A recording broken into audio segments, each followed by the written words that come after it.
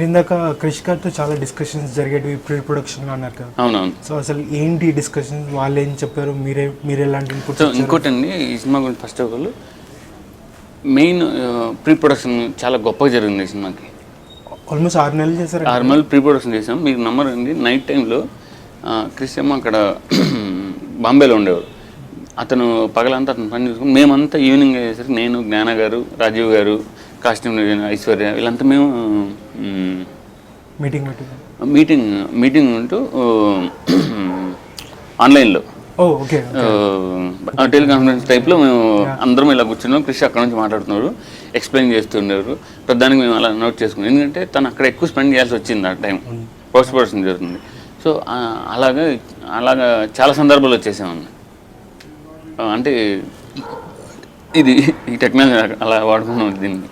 So టెలికాన్ఫరెన్సింగ్తో అలా discussion start అయ్యాయి అనమాట. చేసి సో మొత్తం స్క్రిప్ట్ ఉన్న తర్వాత బాగా చాలా టఫ్గా అనిపించిన సీన్లు మీకు అనిపించాయా, లేకపోతే సెట్కి వెళ్ళాక అది ఎంత ఛాలెంజింగ్గా మీకు అది అర్థమైంది? అయితే ఒకటండి, దీనికి మెయిన్ ఏంటంటే చాలా వరకు సీన్స్ అన్నీ చిన్న అంటే 1-2 days 3 days వర్క్ ఉన్నాయన్నమాట.